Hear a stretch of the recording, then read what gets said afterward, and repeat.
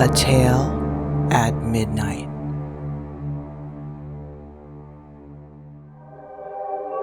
Carmilla by Sheridan LeFanu.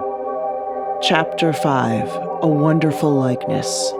This evening there arrived from Graz the grave, dark-faced son of the picture cleaner, with a horse and cart laden with 2 large packing cases, having many pictures in each. It was a journey of 10 leagues, and whenever a messenger arrived at the Schloss from our little capital of Graz, we used to crowd about him in the hall to hear the news. This arrival created in our secluded quarters quite a sensation. The cases remained in the hall, and the messenger was taken charge of by the servants till he had eaten his supper. Then, with assistance, and armed with hammer, ripping chisel, and turnscrew, he met us in the hall, where we had assembled to witness the unpacking of the cases. Carmilla sat looking listlessly on, while one after the other the old pictures, nearly all portraits, which had undergone the process of renovation, were brought to light. My mother was of an old Hungarian family, and most of these pictures, which were about to be restored to their places, had come to us through her. My father had a list in his hand, from which he read as the artist rummaged out the corresponding numbers. I don't know that the pictures were very good, but they were, undoubtedly, very old, and some of them very curious also. They had, for the most part, the merit of being now seen by me, I may say, for the first time, for the smoke and dust of time had all but obliterated them. "There is a picture that I have not seen yet," said my father.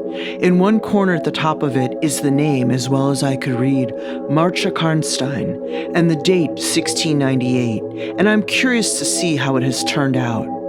I remembered it. It was a small picture about 1.5 feet high and nearly square, without a frame, but it was so blackened by age that I could not make it out. The artist now produced it with evident pride. It was quite beautiful. It was startling. It seemed to live. It was the effigy of Carmilla. "Carmilla, dear, here is an absolute miracle. Here you are, living, smiling, ready to speak in this picture.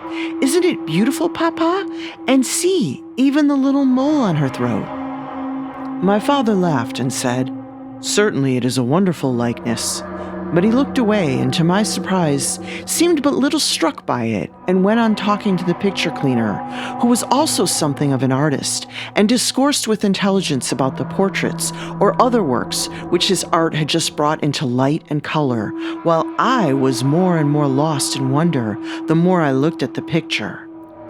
"Will you let me hang this picture in my room, Papa?" I asked. "Certainly, dear," said he, smiling. "I'm very glad you think it is so like. It must be prettier even than I thought it, if it is." The young lady did not acknowledge this pretty speech, did not seem to hear it. She was leaning back in her seat, her fine eyes under their long lashes, gazing on me in contemplation, and she smiled in a kind of rapture. "And now you can read quite plainly the name that is written in the corner. It is not Marcia. It looks as if it were done in gold. The name is Mircalla, Countess Karnstein, and this is a little coronet over it, and underneath AD 1698. I am descended from the Karnsteins, that is, Mama was." "Ah," said the lady languidly, "so am I think. A very long descent, very ancient. Are there any Karnsteins living now?" "None who bear the name, I believe. The family were ruined, I believe, in some civil wars long ago, but the ruins of the castle are only about 3 miles away." "How interesting," she said languidly. "But see, what beautiful moonlight." She glanced through the hall door, which stood a little open. "Suppose you take a little ramble round the court and look down the road and river." "It is so like the night you came to us," I said. She sighed, smiling. She rose, and each with her arm about the other's waist, we walked out upon the pavement. In silence, slowly we walked down to the drawbridge, where the beautiful landscape opened before us. "And so you were thinking of the night I came here," she almost whispered. "Are you glad I came?" "Delighted, dear Carmilla," I answered. "And you asked for the picture you think like me to hang in your room," she murmured with a sigh, as she drew her arm closer about my waist and let her pretty head sink upon my shoulder. "How romantic you are, Carmilla," I said. "Whenever you tell me your story, it will be made up chiefly of some one great romance." She kissed me silently. "I am sure, Carmilla, you've been in love. That there is at this moment an affair of the heart going on." "I have been in love with no one, and never shall," she whispered, "unless it should be with you." How beautiful she looked in the moonlight. Shy and strange was the look with which she quickly hid her face in my neck and hair, with tumultuous sighs that seemed almost to sob, and pressed in mine a hand that trembled. Her soft cheek was glowing against mine. "Darling, darling," she murmured, "I live in you, and you would die for me. I love you so." I started from her. She was gazing on me with eyes from which all fire, all meaning had flown, and a face colorless and apathetic. "Is there a chill in the air, dear?" she said drowsily. "I almost shiver. Have I been dreaming? Let us come in. Come in." "You look ill, Carmilla, a little faint. You certainly must take some wine," I said. "Yes, I will. I'm better now. I shall be quite well in a few minutes. Yes, do give me a little wine," answered Carmilla as we approached the door. "Let us look again for a moment. It is the last time, perhaps, I shall see the moonlight with you." "How do you feel now, dear Carmilla? Are you really better?" I asked. I was beginning to take alarm lest she should have been stricken with the strange epidemic that they said had invaded the country about us. "Papa would be grieved beyond measure," I added, "if he thought you were ever so little ill, without immediately letting us know. We have a very skillful doctor near this, the physician who was with Papa today." "I'm sure he is. I know how kind you all are, but, dear child, I am quite well again. There's nothing ever wrong with me, but a little weakness. People say I am languid. I am incapable of exertion. I can scarcely walk as far as a child of 3 years old, and every now and then the little strength I have falters, and I become as you have just seen me. But after all, I am very easily set up again. In a moment I am perfectly myself. See how I have recovered?" So indeed she had, and she and I talked a great deal, and very animated she was, and the remainder of that evening passed without any reoccurrence of what I call her infatuations. I mean her crazy talk and looks, which embarrassed and even frightened me. But there occurred that night an event which gave my thoughts quite a new turn, and seemed to startle even Carmilla's languid nature into momentary energy. Chapter 6. A Very Strange Agony. When we got into the drawing room and had sat down to our coffee and chocolate, although Carmilla did not take any, she seemed quite herself again, and Madame and Mademoiselle de La Fontaine joined us and made a little card party, in the course of which Papa came in for what he called his dish of tea. When the game was over, he sat down beside Carmilla on the sofa and asked her a little anxiously whether she had heard from her mother since her arrival.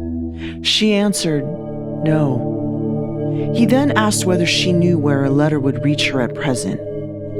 "I cannot tell," she answered ambiguously, "but I have been thinking of leaving you. You have been already too hospitable and too kind to me. I have given you an infinity of trouble, and I should wish to take a carriage tomorrow and post in pursuit of her. I know where I shall ultimately find her, although I dare not yet tell you." "But you must not dream of any such thing," exclaimed my father, to my great relief.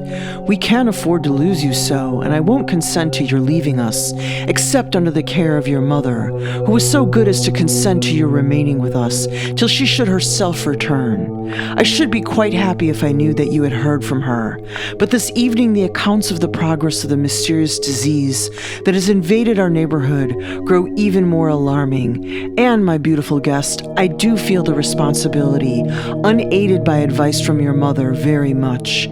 But I shall do my best, and one thing is certain, that you must not think of leaving us without her distinct direction to that effect.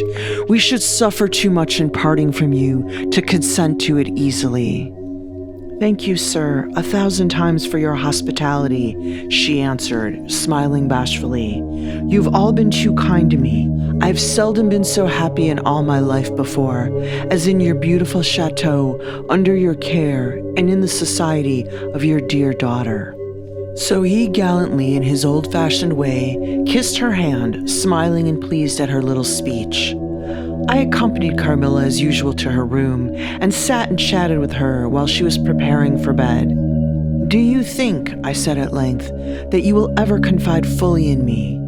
She turned round smiling but made no answer, only continued to smile on me. "You won't answer that?" I said. "You can't answer pleasantly. I ought not to have asked you." "You were quite right to ask me that, or anything. You do not know how dear you are to me, or you could not think any confidence too great to look for. But I am under vows, no nun half so awfully, and I dare not tell my story yet, even to you. The time is very near when you shall know everything. You will think me cruel, very selfish, but love is always selfish. The more ardent, the more selfish. How jealous I am you cannot know. You must come with me, loving me to death, or else hate me and still come with me, and hating me through death and after. There is no such word as indifference in my apathetic nature." "Now, Carmilla, you are going to talk your wild nonsense again," I said hastily. "Not I, silly little fool as I am, and full of whims and fancies. For your sake, I'll talk like a sage. Were you ever at a ball?" "No. How you do run on. What is it like? How charming it must be." "I almost forgot. It is years ago." I laughed. "You are not so old. Your first ball can hardly be forgotten yet." "I remember everything about it, with an effort. I see it all, as divers see what is going on above them, through a medium, dense, rippling, but transparent. There occurred that night what has confused the picture and made its colors faint. I was all but assassinated in my bed, wounded here," she touched her breast, "and never was the same since." "Were you near dying?" "Yes, very. A cruel love, strange love, that would have taken my life. Love will have its sacrifices, no sacrifice without blood. Let us go to sleep now. I feel so lazy. How can I get up just now and lock my door?" She was lying with her tiny hands buried in her rich wavy hair, under her cheek, her little head upon the pillow, and her glittering eyes followed me whenever I moved, with a kind of shy smile that I could not decipher. I bid her good night and crept from the room with an uncomfortable sensation. I often wondered whether our pretty guest ever said her prayers. I certainly had never seen her upon her knees. In the morning, she never came down until long after our family prayers were over, and at night she never left the drawing room to attend our brief evening prayers in the hall. If it had not been that it had casually come out in one of our careless talks that she had been baptized, I should have doubted her being a Christian. Religion was a subject on which I had never heard her speak a word. If I had known the world better, this particular neglect or antipathy would not have so much surprised me. The precautions of nervous people are infectious, and persons of a like temperament are pretty sure, after a time, to imitate them. I had adopted Carmilla's habit of locking her bedroom door, having taken into my head all her whimsical alarms about midnight invaders and prowling assassins. I had also adopted her precaution of making a brief search through her room to satisfy herself that no lurking assassin or robber was ensconced. These wise measures taken, I got into my bed and fell asleep. A light was burning in my room. This was an old habit of very early date, and which nothing could have tempted me to dispense with. Thus fortified, I might take my rest in peace. But dreams come through stone walls, light up dark rooms, or darken light ones, and their persons make their exits and their entrances as they please, and laugh at locksmiths. I had a dream that night that was the beginning of a very strange agony. I cannot call it a nightmare, for I was quite conscious of being asleep, but I was equally conscious of being in my room and lying in bed, precisely as I actually was. I saw, or fancied I saw, the room and its furniture just as I had seen it last, except that it was very dark, and I saw something moving around the foot of the bed, which at first I could not accurately distinguish. But I soon saw that it was a sooty black animal that resembled a monstrous cat. It appeared to me about 4 or 5 feet long, for it measured fully the length of the hearthrug as it passed over it, and it continued toing and froing with the lithe, sinister restlessness of a beast in a cage. I could not cry out, although, as you may suppose, I was terrified. Its pace was growing faster, and the room rapidly darker and darker, and at length so dark that I could no longer see anything of it but its eyes. I felt it spring lightly on the bed. The 2 broad eyes approached my face, and suddenly I felt a stinging pain, as if 2 large needles darted, an inch or 2 apart, deep into my breast. I waked with a scream. The room was lighted by the candle that burnt there all through the night, and I saw a female figure standing at the foot of the bed, a little at the right side. It was in a dark, loose dress, and its hair was down and covered its shoulders. A block of stone could not have been more still. There was not the slightest stir of respiration. As I stared at it, the figure appeared to have changed its place and was now nearer the door. Then, close to it, the door opened and it passed out. I was now relieved and able to breathe and move. My first thought was that Carmilla had been playing me a trick and that I had forgotten to secure my door. I hastened to it and found it locked as usual on the inside. I was afraid to open it. I was horrified. I sprang into my bed and covered my head up in the bedclothes and lay there more dead than alive till morning. Chapter 7. Descending. It would be vain my attempting to tell you the horror with which, even now, I recall the occurrence of that night. It was no such transitory terror as a dream leaves behind it. It seemed to deepen by time and communicated itself to the room and the very furniture that had encompassed the apparition. I could not bear next day to be alone for a moment. I should have told Papa, but for 2 opposite reasons. At one time I thought he would laugh at my story, and I could not bear its being treated as a jest. And at another, I thought he might fancy that I had been attacked by the mysterious complaint which had invaded our neighborhood. I had myself no misgivings of the kind, and as he had been rather an invalid for some time, I was afraid of alarming him. I was comfortable enough with my good-natured companions, Madame Perrodon and the vivacious Mademoiselle La Fontaine. They both perceived that I was out of spirits and nervous, and at length I told them what lay so heavy at my heart. Mademoiselle laughed, but I fancied that Madame Perrodon looked anxious. "By the by," said Mademoiselle, laughing, "the long lime tree walk behind Carmilla's bedroom window is haunted." "Nonsense," exclaimed Madame, who probably thought the theme rather inopportune. "And who tells that story, my dear?" "Martin says that he came up twice when the old yard gate was being repaired before sunrise, and twice saw the same female figure walking down the lime tree avenue." "So as well he might, as long as there are cows to milk in the river fields," said Madame. "I dare say, but Martin chooses to be frightened, and never did I see fool more frightened." "You must not say a word about it to Carmilla, because she can see down that walk from her room window," I interposed, "and she is, if possible, a greater coward than I." Carmilla came down rather later than usual that day. "I was so frightened last night," she said as soon as we were together, "and I am sure I should have seen something dreadful if it had not been for that charm I bought from the poor little hunchback, whom I called such hard names. I had a dream of something black coming round my bed, and I awoke in a perfect horror, and I really thought for some seconds I saw a dark figure near the chimney piece, but I felt under my pillow for my charm, and the moment my fingers touched it, the figure disappeared, and I felt quite certain, only that I had it by me, that something frightful would have made its appearance and perhaps throttled me, as it did those poor people we heard of." "Well, listen to me," I began, and recounted my adventure, at the recital of which she appeared horrified. "And had you the charm near you?" she asked earnestly. "No, I had dropped it into a china vase in the drawing room, but I shall certainly take it with me tonight, as you have so much faith in it."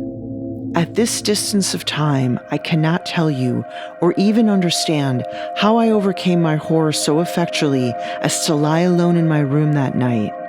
I remember distinctly that I pinned the charm to my pillow. I fell asleep almost immediately and slept even more soundly than usual all night. Next night I passed as well. My sleep was delightfully deep and dreamless, but I wakened with a sense of lassitude and melancholy, which, however, did not exceed a degree that was almost luxurious. "Well, I told you so," said Carmilla, when I described my quiet sleep.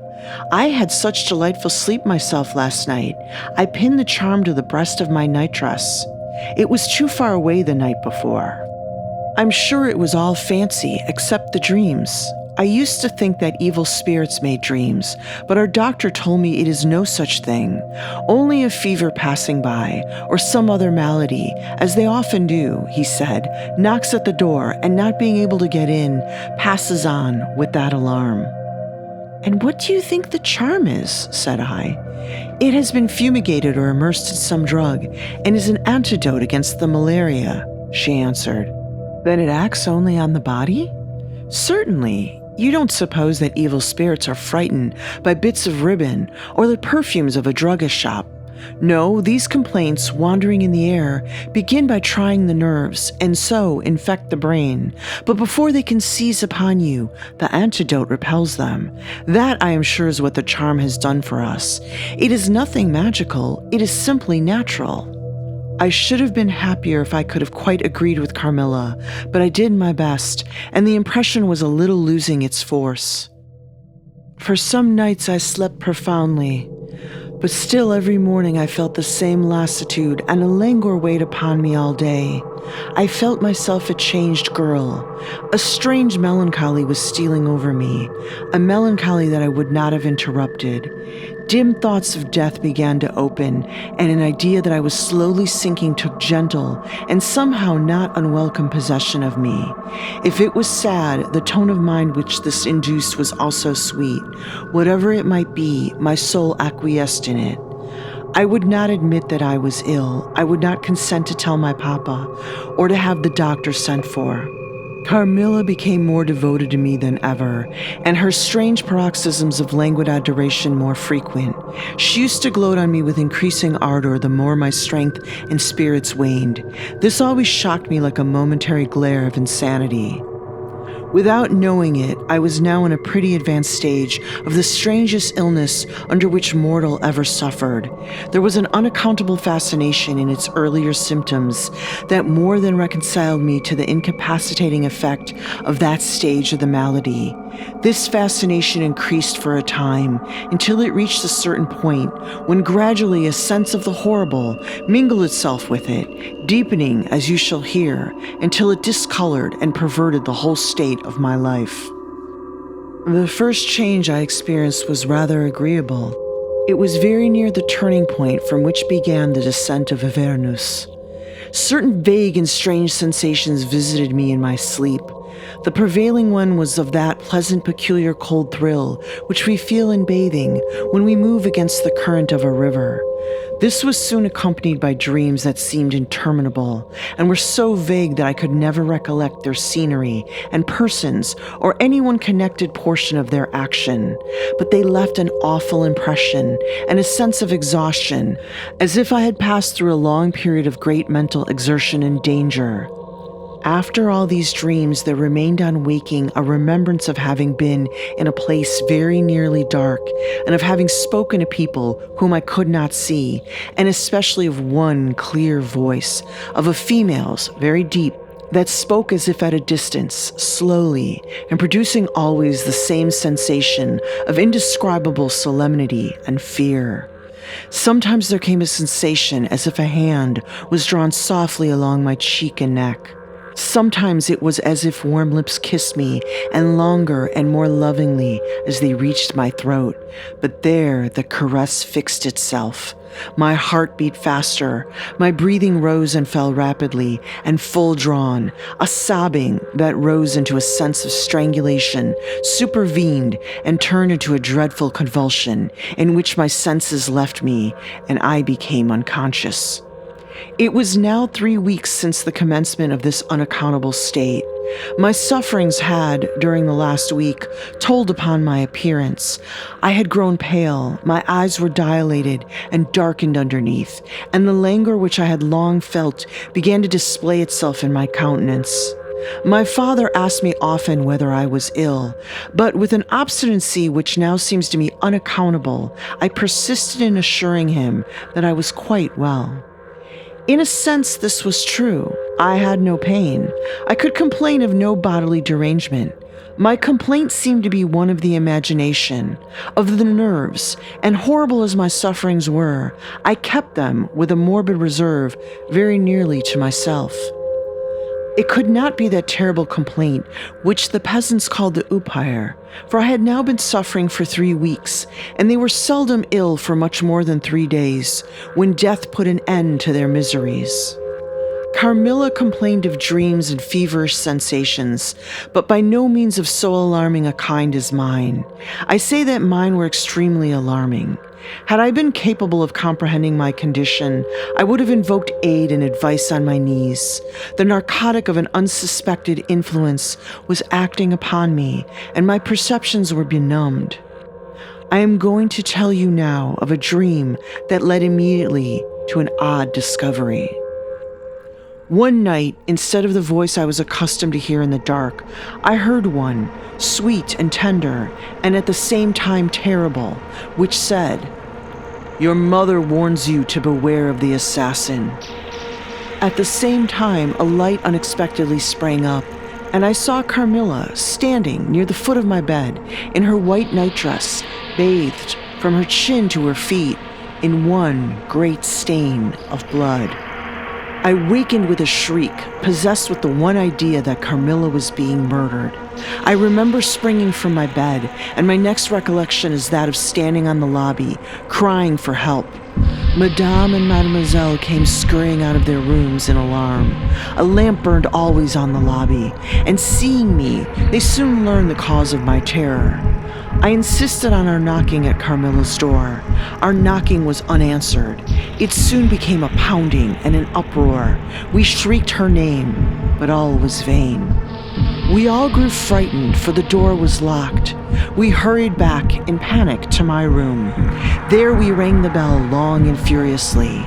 If my father's room had been at that side of the house, we would have called him up at once to our aid. But alas, he was quite out of hearing, and to reach him involved an excursion for which we none of us had courage. Servants, however, soon came running up the stairs. I had got on my dressing gown and slippers meanwhile, and my companions were already similarly furnished. Recognizing the voices of the servants on the lobby, we sallied out together, and having renewed, as fruitlessly, our summons at Carmilla's door, I ordered the men to force the lock. They did so, and we stood, holding our lights aloft, in the doorway, and so stared into the room. We called her by name, but there was no reply. We looked round the room. Everything was undisturbed. It was exactly in the state in which I had left it on bidding her good night. But Carmilla was gone. Chapter 8. Search. At the sight of the room, perfectly undisturbed except for our violent entrance, we began to cool a little, and soon recovered our senses sufficiently to dismiss the men. It had struck Mademoiselle that possibly Carmilla had been wakened by the uproar at her door, and in her first panic had jumped from her bed and hid herself in a press or behind a curtain, from which she could not, of course, emerge until the major domo and his myrmidons had withdrawn. We now recommenced our search and began to call her by name again. It was all to no purpose. Our perplexity and agitation increased. We examined the windows, but they were secured. I implored of Carmilla, if she had concealed herself, to play this cruel trick no longer, to come out and to end our anxieties. It was all useless. I was by this time convinced that she was not in the room, nor in the dressing room, the door of which was still locked on this side. She could not have passed it. I was utterly puzzled. Had Carmilla discovered one of those secret passages which the old housekeeper said were known to exist in the Schloss, although the tradition of their exact situation had been lost? A little time would no doubt explain all, utterly perplexed as, for the present, we were. It was past 4 o'clock, and I preferred passing the remaining hours of darkness in Madame's room. Daylight brought no solution of the difficulty. The whole household, with my father at its head, was in a state of agitation next morning. Every part of the chateau was searched. The grounds were explored. Not a trace of the missing lady could be discovered. The stream was about to be dragged. My father was in distraction. What a tale to have to tell the poor girl's mother on her return. I, too, was almost beside myself, though my grief was quite of a different kind. The morning was passed in alarm and excitement. It was now 1 o'clock, and still no tidings. I ran up to Carmilla's room and found her standing at her dressing table. I was astounded. I could not believe my eyes. She beckoned to me with her pretty finger in silence. Her face expressed extreme fear. I ran to her in an ecstasy of joy.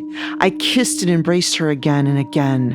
I ran to the bell and rang it vehemently to bring others to the spot who might at once relieve my father's anxiety. "Dearest Carmilla, what has become of you all this time? We have been in agonies of anxiety about you," I exclaimed. "Where have you been? How did you come back?" "Last night has been a night of wonders," she said. "For mercy's sake, explain all you can." "It was past 2 last night," she said, "when I went to sleep as usual in my bed, with my doors locked, that of the dressing room and that opening upon the gallery. My sleep was uninterrupted and, so far as I know, dreamless. But I woke just now on the sofa in the dressing room there, and I found the door between the rooms open and the other door forced.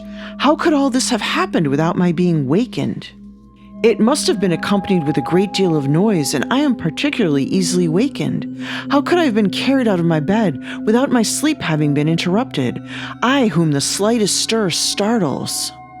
By this time, Madame, Mademoiselle, my father, and a number of the servants were in the room.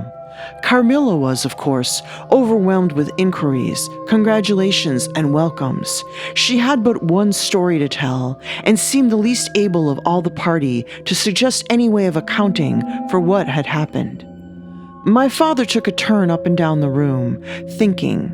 I saw Carmilla's eye follow him for a moment, with a sly, dark glance.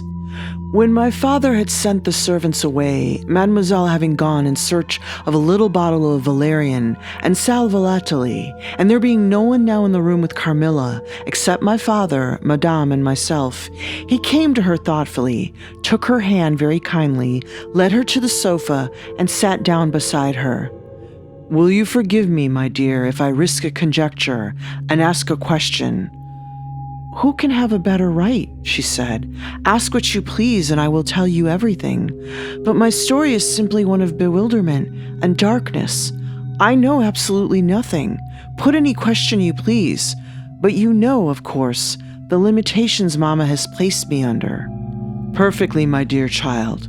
I need not approach the topics on which she desires our silence.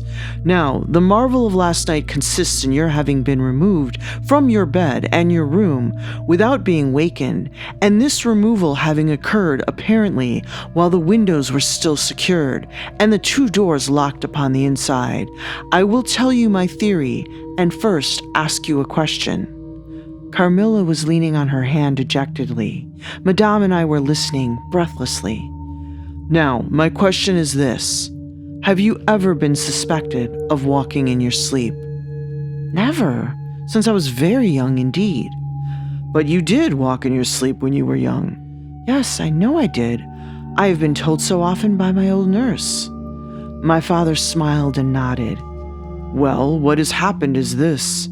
You got up in your sleep, unlocked the door, not leaving the key as usual in the lock, but taking it out and locking it on the outside. You again took the key out and carried it away with you to some one of the 25 rooms on this floor, or perhaps upstairs or downstairs. There are so many rooms and closets, so much heavy furniture, and such accumulations of lumber that it would require a week to search this old house thoroughly. Do you see now what I mean?" "I do, but not all," she answered. "And how, Papa, do you account for her finding herself on the sofa in the dressing room, which we had searched so carefully?" "She came there after you had searched it, still in her sleep, and at last awoke spontaneously, and was as much surprised to find herself where she was as anyone else. I wish all mysteries were as easily and innocently explained as yours, Carmilla," he said, laughing. "And so we may congratulate ourselves on the certainty that the most natural explanation of the occurrence is one that involves no drugging, no tampering with locks, no burglars or poisoners or witches, nothing that need alarm Carmilla or anyone else for our safety." Carmilla was looking charmingly. Nothing could be more beautiful than her tints. Her beauty was, I think, enhanced by that graceful languor that was peculiar to her.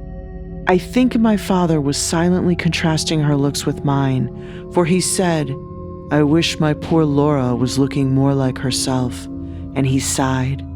So our alarms were happily ended, and Carmilla restored to her friends.